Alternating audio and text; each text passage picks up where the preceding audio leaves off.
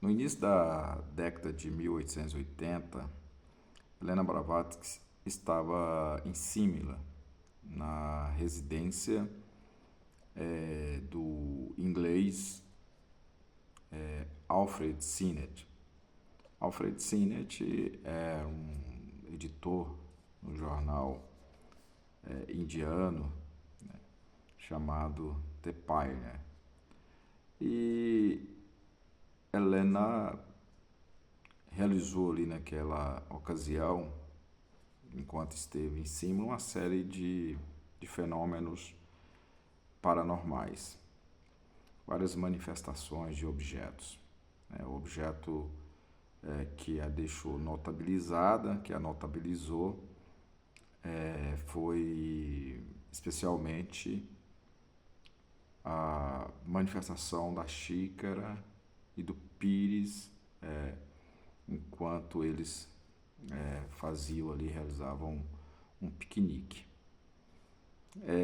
Depois teve outros fenômenos, teve o fenômeno da manifestação de um broche, que também causou um certo impacto entre as pessoas que estavam ali naquela roda próximo a Helena.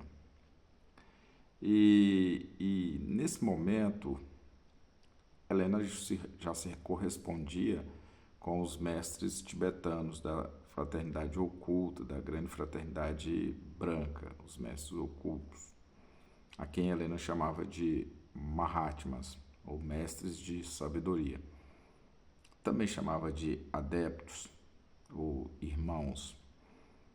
Eles eram criaturas, seres humanos, seres humanos muito, segundo a Helena, segundo a doutrina teosófica, eram personagens, pessoas muito evoluídas espiritualmente. E eles faziam coisas impressionantes, manifestavam, ajudavam e colaboravam com a Helena na realização da manifestação desses fenômenos. E se correspondiam com a Helena. Dois desses mestres que compunham a grande fraternidade branca. O mestre Kuthome e o mestre Moria. O Sinnett desejava muito estabelecer um contato com esses mestres da grande fraternidade. Ele chega para Helena e manifesta o seu desejo de estabelecer uma correspondência com algum dos mestres da grande fraternidade, o Kuthome ou o Moria. Helena sinaliza que iria ver a possibilidade de fazer, ver com alguém da fraternidade se havia interesse em estabelecer algum tipo de correspondência com Alfred Sinnett. Ela diz para Sinnett que havia consultado e que o mestre havia sinalizado positivamente. Sinnett escreve uma carta para esse mestre Kuthome. Ele responde a carta. E a partir desse episódio, desse momento, inicia-se uma extensa correspondência entre Alfred Sinnett, e esse mestre da grande fraternidade branca, o Kuthome. E daí, Sinnett publica dessa relação que ele estabelece com esse mestre, ele escreve um livro, o primeiro livro da literatura teosófica propriamente dito. Ele publica um livro a partir dessa correspondência entre ele e o mestre Kuthome. O livro é esse, O Mundo Oculto, a verdade sobre as cartas dos mestres dos Mahatmas, né? Alfred Sinnett. É curioso, né, que aqui é o primeiro livro assim da literatura teosófica propriamente dito.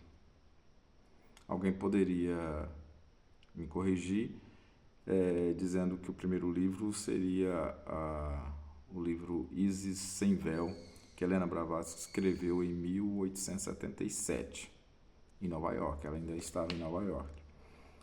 Acontece, esse é efetivamente o primeiro livro assim, escrito por Helena Blavatsky, mas esse foi um livro muito controverso, um livro que recebeu muitas críticas e que Helena tinha intenção de reescrevê-lo, né?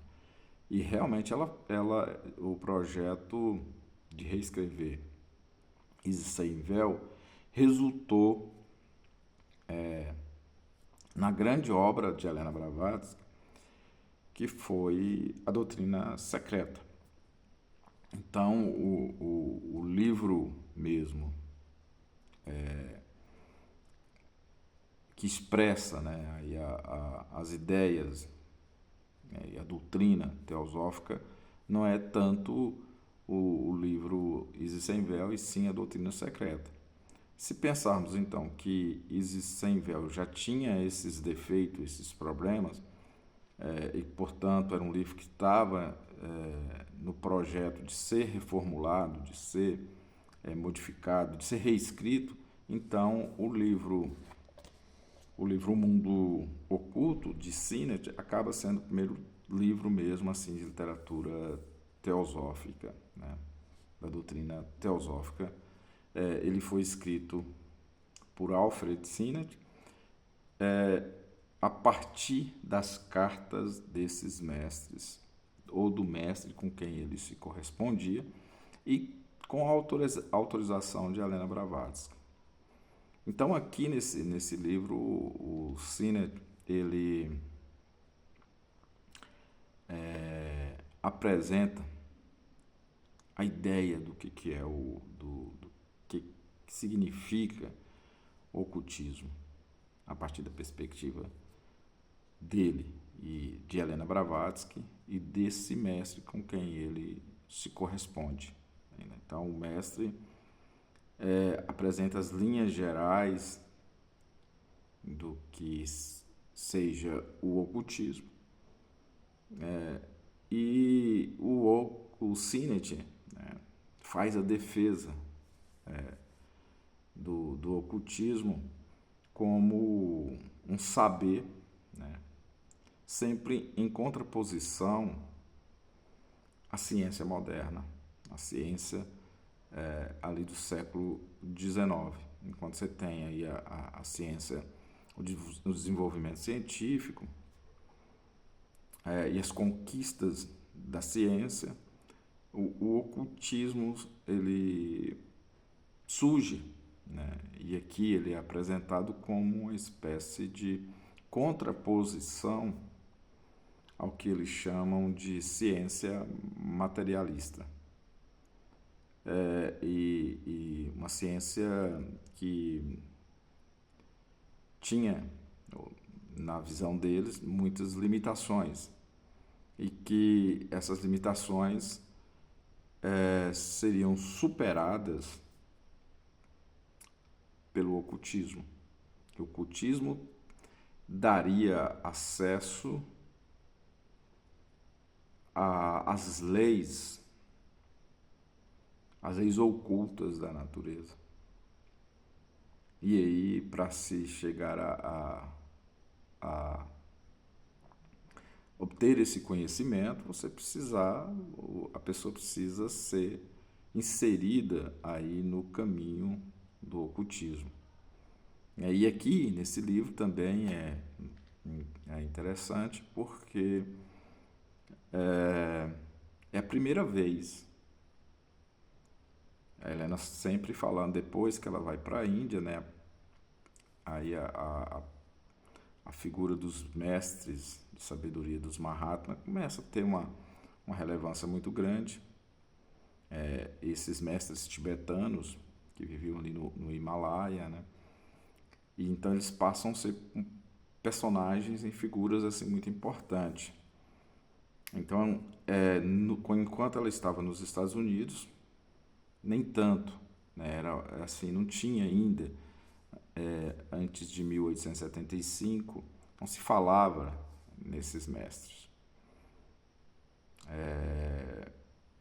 não nos mestres tibetanos. Ela já falava alguma coisa relacionada a, a algumas figuras do Egito, né?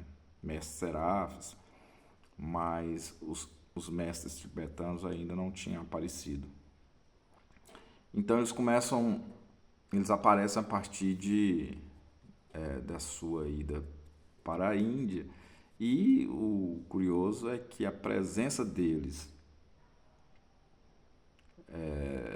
de forma pública, não no sentido da sua figura, que as figuras desses mestres sempre foram mantidas um certo sigilo, eram eles não apareciam no espaço público, eles não se relacionavam, não se apresentavam para o público, sempre muito reservados. Então, nesse sentido, o texto ele apresenta para o público um texto desses mestres. Então, eu acho que é a primeira vez que isso acontece, né? Que os textos de Helena Blavatsky em Isis Sem Véu, eu acho que não tem cartas assim publicadas, uma correspondência dela com os mestres. É com o Sinner que isso acontece. Então, a importância desse texto para a literatura teosófica, eu acho que ela é significativa. Mas o curioso, e eu gostaria de deixar registrado, é que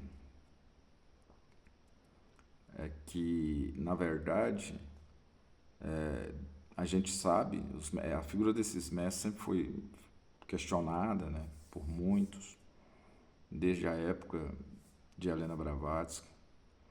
Muitos suspeitavam da existência desses mestres, mas em 1936, depois de uma pesquisa dos irmãos Hare, eles deixam assim, traz elemento muito contundente, né, de uma certa robustez, que indicam que não havia esses mestres, né, e que a própria Helena os inventou.